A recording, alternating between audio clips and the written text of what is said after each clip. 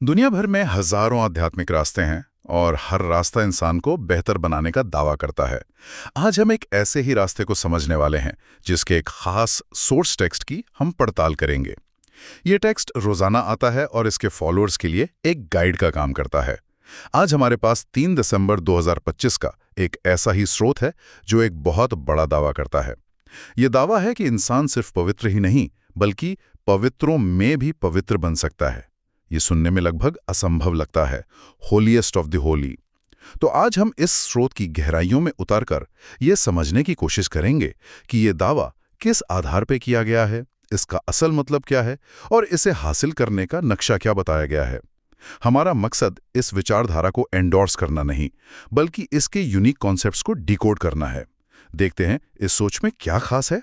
बिल्कुल। और ये दावा सच में बहुत बड़ा है, क्योंकि ये सिर्फ बाहरी शुद्धता की बात नहीं कर रहा। ये मन और विचारों की उस अवस्था की बात कर रहा है जहां अपवित्रता का कोई अंश ही ना बचे। तो चलिए यहीं से शुरू करते हैं। स्रोत में 2 शब्द बार बार आते हैं, होली यानी पवित्र और होलीएस्ट ऑफ द होली यानी पवित्रों में भी पवित्र। सुनने में तो लगता है कि ये बस डिग्री का फर्क है, जैसे गुड बेटर बेस्ट, लेकिन क्या सोर्स सिर्फ इतना ही कह रहा है या इन दोनों के रास्ते ही बिल्कुल अलग हैं? ये जानना दिलचस्प होगा कि ये स्रोत संन्यास के पारंपरिक रास्ते को कहाँ रखता है। आपने बहुत सही सवाल उठाया। ये सिर्फ डिग्री का फर्क नहीं है, बल्कि स्रोत के अनुसार ये पूरी तरह से 2 अलग-अलग अवस्थाएं और दुनियाएं हैं। स्रोत कहता है कि होली शब्द सन्यासियों के लिए इस्तेमाल हुआ है। अच्छा। वे घर-बार छोड़कर पवित्र जीवन तो जीते हैं, लेकिन उनका जन्म इसी पतित यानी अपवित्र दुनिया में होता है और वे रहते भी इसी दुनिया में हैं। उनकी पवित्रता एक त्याग पर आधारित है। अच्छा, तो वे इस सिस्टम के अंदर ही पवित्र हैं? हाँ, बिल्कुल। इसके उलट होलीएस्ट ऑफ द होली वो अवस्था है जो अनुयायियों को प्राप्त करनी है। स्रोत के मुताबिक उन्हें बनाने वाला बाप भी होलीएस्ट ऑफ द होली है और अनुयायी खुद भी इस ज्ञान से एक नई दुनिया यानी स्वर्ग में देवी देवता बनकर यही अवस्था प्राप्त करते हैं। मतलब एक ऐसी दुनिया जहां अपवित्रता है ही नहीं। हाँ, जहां उसका अस्तित्व ही नहीं है। तो फर्क ये है, एक है अपवित्र दुनिया में पवित्र रहना और दूसरा है ही पवित्र दुनिया का वासी बनना। और स्रोत में मनसा यानी विचारों की पवित्रता पर बहुत जोर है। हाँ, और यही सबसे बड़ा अंतर है। स्रोत कहता है कि होलीएस्ट ऑफ द होली अवस्था में बुरे या व्यर्थ ख्याल आ ही नहीं सकते। दिमाग पूरी तरह से शांत और शुद्ध होता है, जबकि एक सन्यासी को अपने मन से लड़ना पड़ सकता है, उसे नियंत्रण में रखना पड़ता है। तो एक है नियंत्रण की पवित्रता और दूसरी है सहज स्वाभाविक पवित्रता। ओके, तो ये होलीएस्ट ऑफ द होली बनने का लक्ष्य तो समझ आया, पर ये ज्ञान दे कौन रहा है? जाहिर है जो ये सिखा रहा है वो खुद इस अवस्था में होगा। स्रोत इस शिक्षक या बाप के बारे में क्या बताता है? स्रोत उन्हें ज्ञान सागर और प्रेम का सागर कहता है। ज्ञान का सागर? हाँ, यानी ज्ञान और प्रेम का एक ऐसा महासागर जिसकी कोई सीमा नहीं। दिलचस्प बात यह है कि स्रोत में अंग्रेजी शब्दों का भी इस्तेमाल है, ओशन ऑफ नॉलेज और ओशन ऑफ लव। अच्छा। इससे पता चलता है कि ये संदेश किसी एक संस्कृति या भाषा तक सीमित नहीं रखा गया है। उनकी मुख्य भूमिका ही पतितों को यानी अपवित्र आत्माओं को फिर से पावन या होलीएस्ट ऑफ द होली बनाने की है। इसी सिलसिले में स्रोत में एक गीत की पंक्ति का जिक्र है, मरना तेरी गली में, जीना तेरी गली में। ये सुनने में बहुत नाटकीय, बहुत फिल्मी लगता है ना? इसका यहाँ क्या मतलब है? ये लाइन सुनने में नाटकीय जरूर है, लेकिन इसका आध्यात्मिक अर्थ बहुत गहरा है। यहाँ भौतिक मृत्यु की बात नहीं हो रही। नहीं, ये चेतना के मरने की बात है, यानी अपनी पुरानी देह अभिमान वाली पहचान से मर जाना।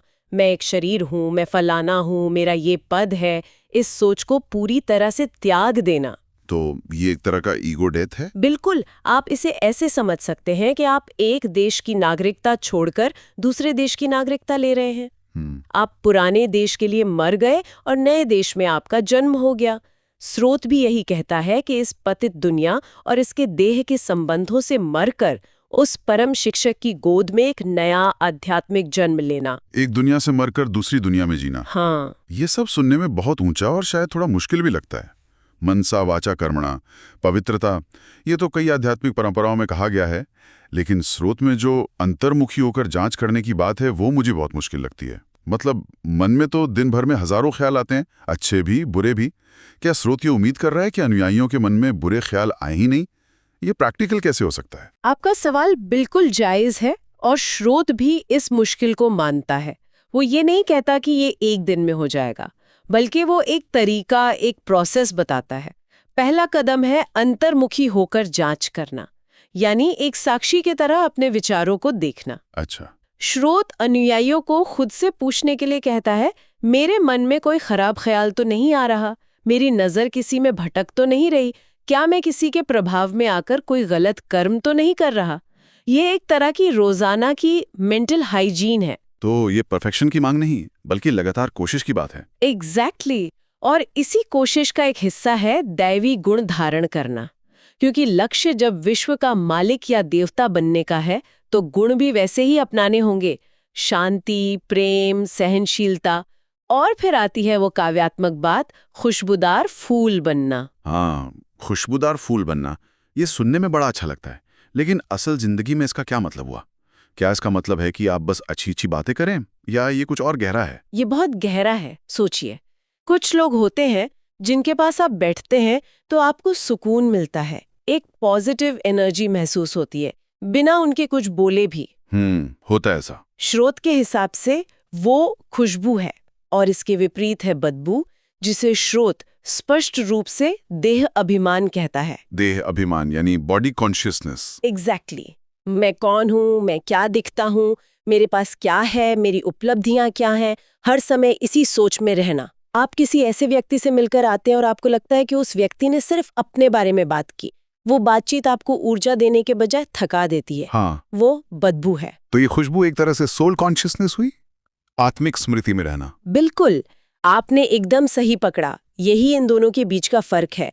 फूल बनना सिर्फ ज्ञान देने के बारे में नहीं, बल्कि अपनी मौजूदगी से, अपने शांत और आत्मिक स्वभाव से दूसरों को हल्का और अच्छा महसूस कराने के बारे में है। स्रोत में एक और दिलचस्प शब्द का इस्तेमाल हुआ है, नशा। कहा गया है कि अनुयायियों को एक खास नशा रहना चाहिए। अब नशा शब्द तो आमतौर पर एक नेगेटिव कनोटेशन रखता है। ये किस तरह का नशा है? ये एक आध्यात्मिक गौरव या ऊंची चेतना की अवस्था है, भौतिक नशे से बिल्कुल अलग। स्रोत इसके दो मजबूत आधार बताता है। पहला आधार है ये याद रखना कि हमें पढ़ाने वाला कौन है, स्वयं, ज्ञान का सागर, ओशन ऑफ नॉलेज। जब आपको एहसास होता है कि आपका शिक्षक यूनिवर्स का सुप्रीम सोर्स है, तो आप में एक अलग ही आत्मविश्वास और खुशी आ जाती है। और दूसरा आधार? दूसरा आधार है ये जानना कि हम इस पढ़ाई से क्या बनेंगे। विश्व के मालिक, लक्ष्मी नारायण जैसे देवता, ये भविष्य की अपनी ऊंची मंजिल का नशा है। इसी को स्रोत में गॉड फादरली स्टूडेंट होने की खुशी या नशा कहा गया है। तो ये पद और ज्ञान के गौरव से आता है, अहंकार से नहीं। सही कहा, ये एक तरह का गहरा आत्मसम्मान है। तो अभी तक हमने बात की व्यक्तिगत परिवर्तन की, मन को शुद्ध करना, दैवी गुण अपनाना। लेकिन क्या ये सब सिर्फ एक व्यक्ति के अपने लिए है, या इस छोटी सी व्यक्तिगत यात्रा का ब्रह्मांड की बड़ी कहानी से भी कोई लेना देना है? क्योंकि स्रोत में सतयुग, कलयुग, विश्व चक्र जैसे बड़े बड़े शब्दों का भी जिक्र है। बिल्कुल लेना देना है। स्रोत के अनुसार ये व्यक्तिगत यात्रा उस ब्रह्मांडीय चक्र का ही एक छोटा लेकिन सबसे महत्वपूर्ण हिस्सा है। यहाँ समय को लीनियर नहीं, बल्कि एक चक्र के रूप में देखा गया है जो बार बार घूमता है। इसे थोड़ा और आसानी से समझाइए। इसे आप एक तरह की आध्यात्मिक बैटरी की तरह समझ सकती हैं। सतयुग में दुनिया की बैटरी 100% चार्ज है, सब कुछ परफेक्ट, पवित्र, जिसे 16 कला संपूर्ण कहा गया है। अच्छा। वो होलीएस्ट ऑफ द होली वाली दुनिया है, जिसे स्रोत फूलों का बगीचा कहता है। और फिर धीरे धीरे ये बैटरी डिस्चार्ज होती है? हाँ, जैसे जैसे हजारों साल बीतते हैं, ये बैटरी धीरे धीरे खत्म होती है। त्रेता युग में 75% हुई, द्वापर में 50%, और कलयुग आते आते ये 1% पर आकर लो बैटरी मोड में चली जाती है। हाँ। दुनिया सतो प्रधान से तमो प्रधान हो जाती है, यानी गुणों में गिरावट आ जाती है। कलयुग को इसीलिए भ्रष्टाचारियों और रावण राज्य भी कहा गया है। ये एक दिलचस्प एनालॉजी है। तो फिर इस ज्ञान की भूमिका क्या है? ये चार्जर का काम करता है? एग्जैक्टली। स्रोत के मुताबिक बाप का काम उस आखिरी 1% पर आकर दुनिया को वापस फुल चार्ज करने का ज्ञान देना है। यही ज्ञान है वो चार्जर जो आत्माओं को फिर से 100% चार्ज करता है, ताकि नया 100% वाला सतयुग फिर से शुरू हो सके। ये पूरी शिक्षा इसी रिचार्जिंग की प्रक्रिया है। स्रोत में ये भी कहा गया है कि भारत ही सबसे ऊंची अवस्था से सबसे नीची अवस्था में आता है। इसके पीछे क्या तर्क दिया गया है? स्रोत का तर्क ये है कि जहां सबसे ज्यादा सुख था, वहीं सबसे ज्यादा दुख भी होगा। जहां परमात्मा का अवतरण होता है, वही भूमि स्वर्ग बनती है, और फिर चक्र में नीचे आते आते वही सबसे ज्यादा पतित भी बनती है। तो ये एक तरह का फुल सर्कल है। बिल्कुल। इसीलिए उत्थान का काम भी वहीं से शुरू होता है जहां सबसे ज्यादा पतन हुआ है। ये सब सुनने के बाद ये तो साफ है कि ये रास्ता आसान नहीं है। ये सीढ़ी पर नीचे गिरने के बाद वापस ऊपर चढ़ने जैसा है। अनुयायियों को क्या खास सलाह या चेतावनी दी गई है? क्योंकि इस रास्ते पर चुनौतियां तो बहुत होंगी। बिल्कुल, और स्रोत इस बात को पूरी तरह से स्वीकार करता है। सबसे पहली सलाह दी गई है कि अपनी चाल बहुत रॉयल रखो। रॉयल चाल, इसका क्या मतलब है? क्या ये अमीरी या महंगे कपड़ों की बात हो रही है? नहीं, बिल्कुल नहीं। ये चाल चलन यानी चरित्र की रॉयल्टी की बात है। एक गरिमा, एक आत्मसम्मान जो आपके हर काम में झलके।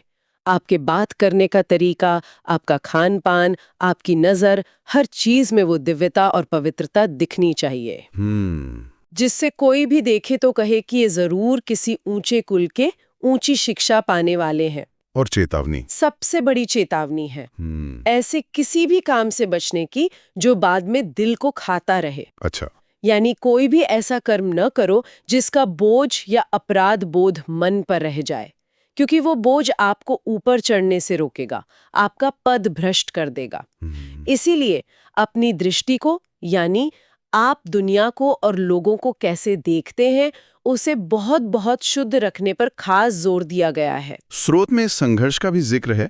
क्या अनुयायी अपनी मुश्किलों के बारे में बात करते हैं? हाँ, बिल्कुल। स्रोत में इस बात का साफ जिक्र है कि अनुयायी लिखते हैं कि माया के बहुत तूफान आते हैं। यानी पुरानी आदतें, बुरे विचार, दुनिया का आकर्षण, ये सब बार बार मन को खींचते हैं और शुद्ध नहीं रहने देते। तो ये कोई जादुई स्विच नहीं है जिसे ऑन कर दिया और आप पवित्र हो गए। ये एक रोजाना का संघर्ष है, एक लड़ाई है। तो आज की इस पूरी चर्चा को अगर हम समेटें तो सार ये है कि ये स्रोत एक बहुत ही गहन आध्यात्मिक परिवर्तन का नक्शा देता है।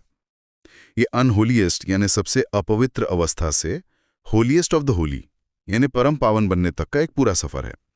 और इसकी सबसे खास बात यह है कि ये सिर्फ बाहरी कर्मकांड या दिखावे पर नहीं, बल्कि मन और विचारों की संपूर्ण शुद्धि पर आधारित है, जो इसे बेहद मुश्किल और गहरा बना देता है। बिल्कुल सही। ये भीतर से बाहर की ओर जाने वाली यात्रा है। और अंत में एक विचारणीय बात जो स्रोत से ही निकलती है और जिस पर सोचना चाहिए। इसमें कहा गया है कि जब अनुयायी पूरी तरह पवित्र बन जाएंगे और नई दुनिया की स्थापना होगी, तब ऐसे कायदे कानून बनाए जाएंगे कि कोई भी पतित या अपवित्र व्यक्ति उनके स्थान में प्रवेश नहीं कर सकेगा। ये तो एक बहुत ही एक्सक्लूसिव कम्युनिटी बनाने जैसा हुआ। हाँ, और यहीं पर एक बड़ा सवाल उठता है जिस पर हमारे श्रोता सोच सकते हैं। क्या? दुनिया के साथ जिसे वो अपवित्र मानता है, संबंध कैसा हो जाता है?